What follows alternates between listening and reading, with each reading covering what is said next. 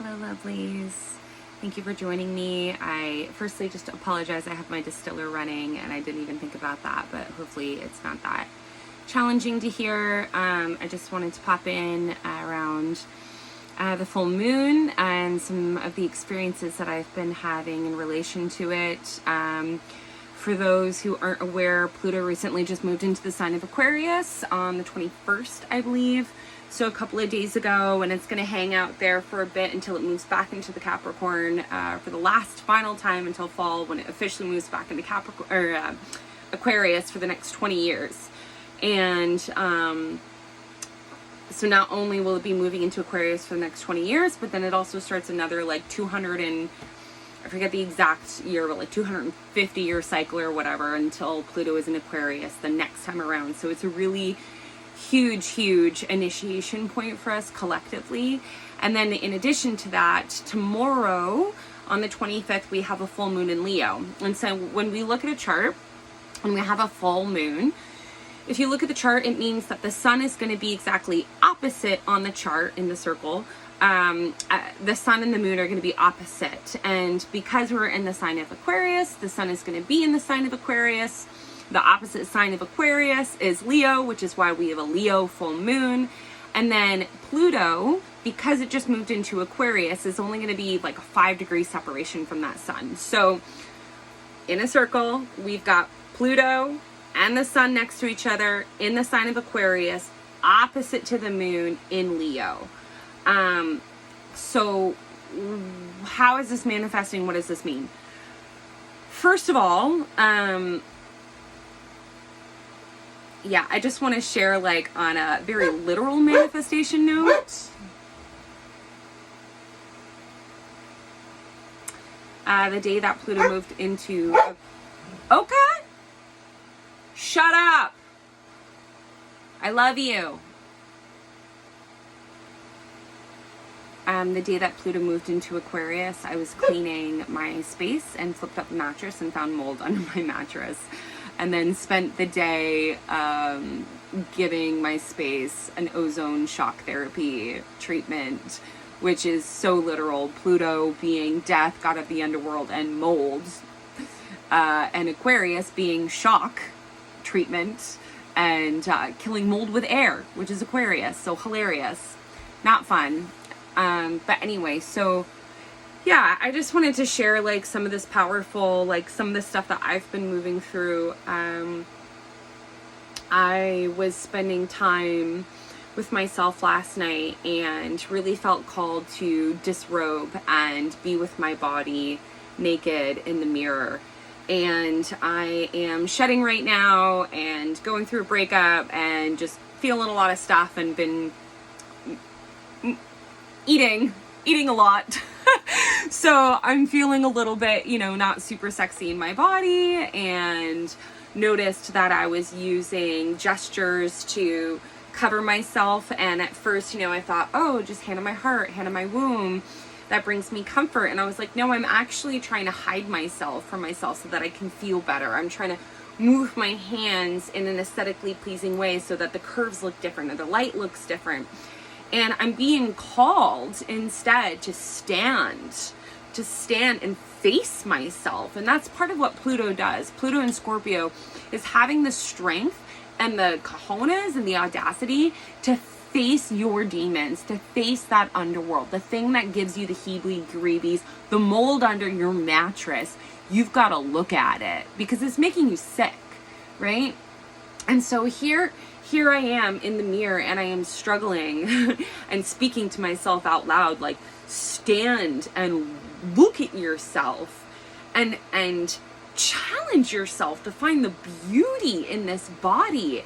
I'm not 21 anymore, and I'm not on a bunch of drugs and a size 0 because I'm not eating, or like I'm obviously eating. That's what I'm saying. I'm eating now, and I'm in my 30s, and my body is getting ready to like make babies, and I've lived long enough that I have some wrinkles and some skin is sagging, and it's winter. I've put on a little extra weight, and like I said, I'm in my moon time, so I'm a little bloated, and I'm looking at my body and it looks foreign to me, and it looks distorted to me, and it looked almost troll-like or something. And it was amazing to see the discomfort in my own self towards my body, and having to bring myself back into the space of like, no, I will not stand for this. This is not how we love ourselves. And this is where Leo comes in that full moon, because Leo is our self-image, our self-identity, how we, our self-recognition. It's our search to be loved and validated. Leo is about being loved. And in its distortion, it seeks outward for that validation. Will you love me? You know, am I creative enough? Am I beautiful enough? Like, will, you know, can I gain your love long enough that I'm not rejected from the tribe, which is Aquarius. Aquarius is the wound of being alienated, exiled, and rejected from the tribe. And the medicine bundle that the Aquarius and the Leo share on that karmic axis is around living in your authenticity. Fuck the tribe, right? Living according to your authenticity and giving yourself that love that you seek outside.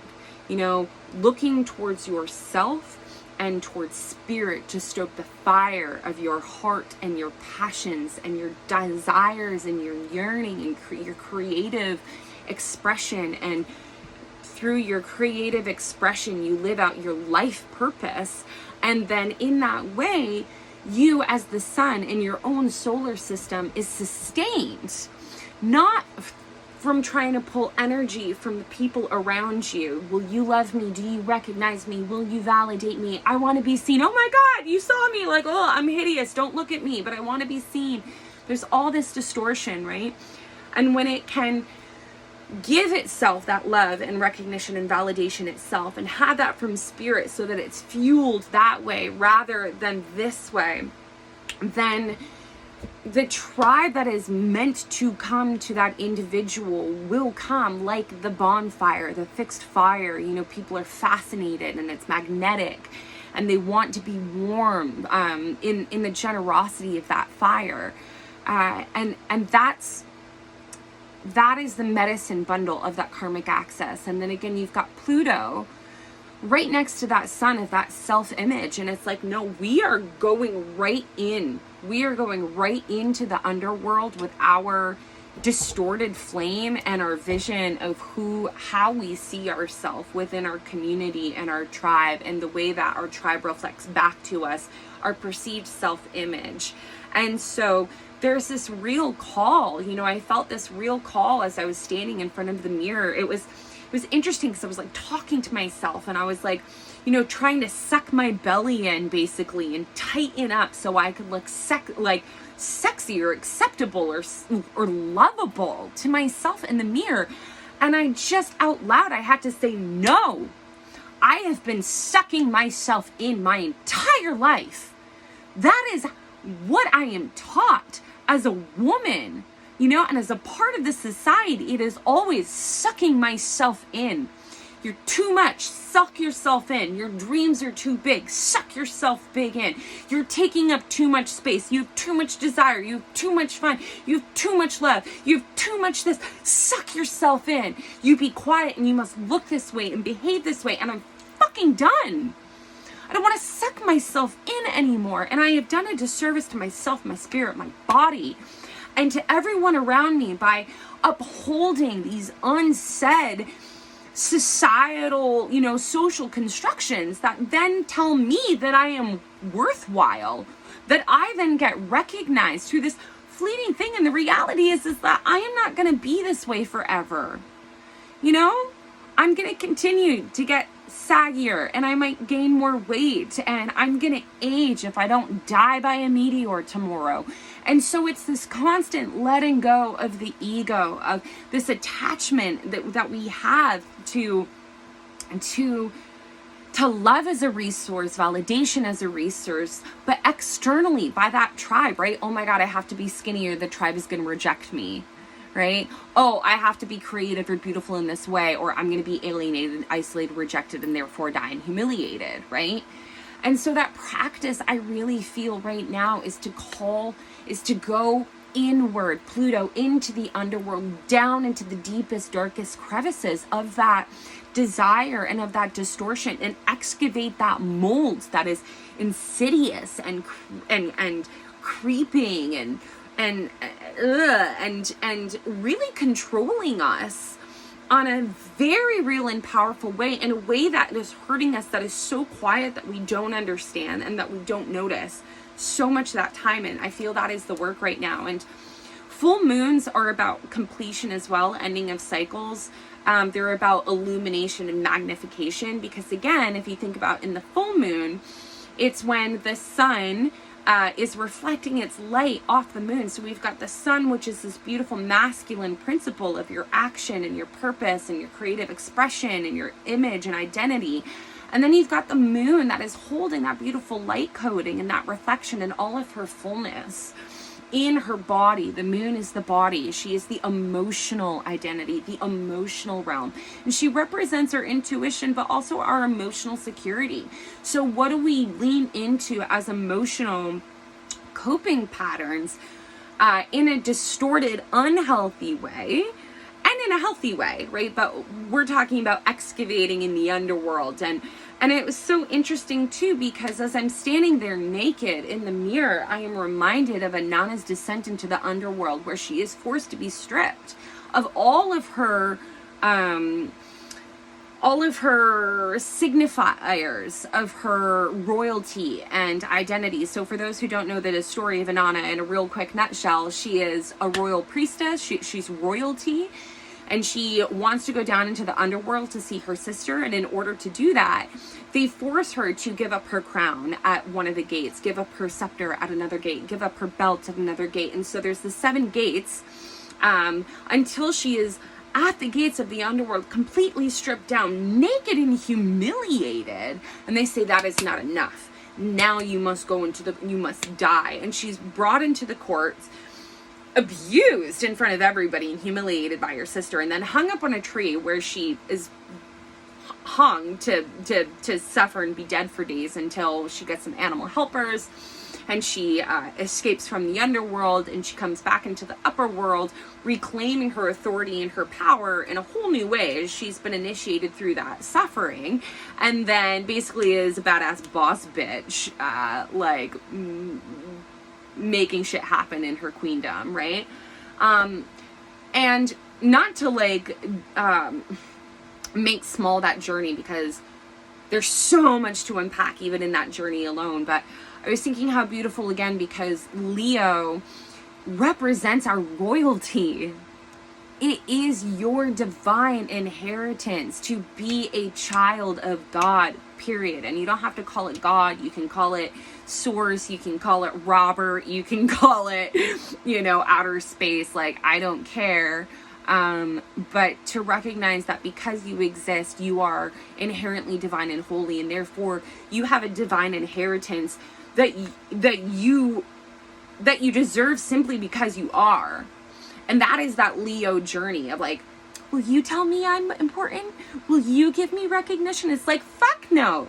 Put that crown on, sit your ass down on that throne, and claim your divine inheritance as royalty. And she's stripped down from these identity attachments. What are you attached to as part of your identity? Is it your hair? Is it your music? Is it, are you creating pieces of art not from your musings, but because somebody's going to tell you it looks good? Are you singing out of your heart and your passion, or because you're just trying to get status? It's, what are your attachments to being a boss at work? What are your attachments to what you gain through your relationships as a girlfriend, or whatever. And it's can you, Pluto, allow your ego and your identity attachments to be taken from you one by one by one, and broken down into the very muck and the compost, to the bones and the bare and the shit and the skeletons and the ghosts and all the insecurities and all the things that tell you that you're not enough and you're not deserving and you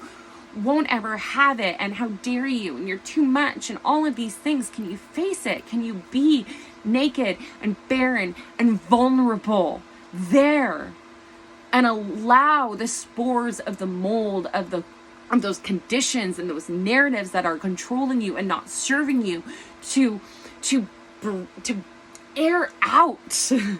To air out. Can you bring the generosity of heart, of fire, of spirit from that Leo, from the divine, down into your being, and bless it all and purify it all so that you can reemerge as the phoenix, so grounded in your own self-knowing and your self-recognition and your self-love that you can take yourself up and plop yourself down in any fucking community and know, just know your inherent worth. And to be that example. The full moon is about pregnancy. She has come to term. She has come to term, and now she's about to give birth. And to give birth, that is a labor of love and a whole process on its own. And it takes courage, and it takes bravery, and it takes surrender, and it takes trusting the body. But I encourage you, and I invite you, and I dare you to find that practice that resonates for you. For mine, it was being naked in front of the mirror yesterday and having the courage to look at myself with the eyes of complete fucking love and adoration, despite me continuously wanting to pick at myself and, oh, I'm disgusting over here, and that's lopsided, and this isn't in proportion, and oh, my thighs are touching now, and who's gonna love me, and who's gonna see me? Stop.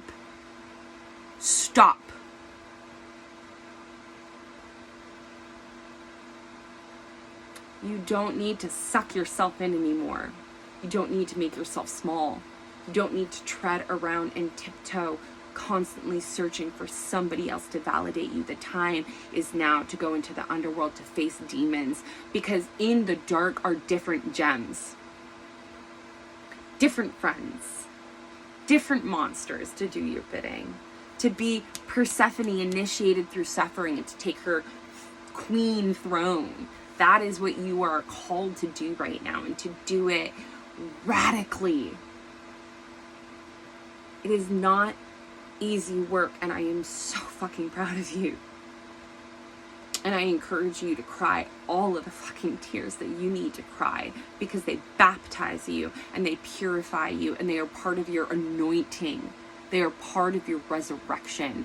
And you cannot resurrect, you cannot getting rid of the mold in your spirit unless you go all the way in.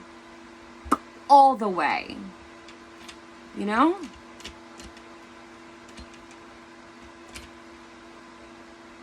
So I encourage you to sit with that. And I am sending you so much love.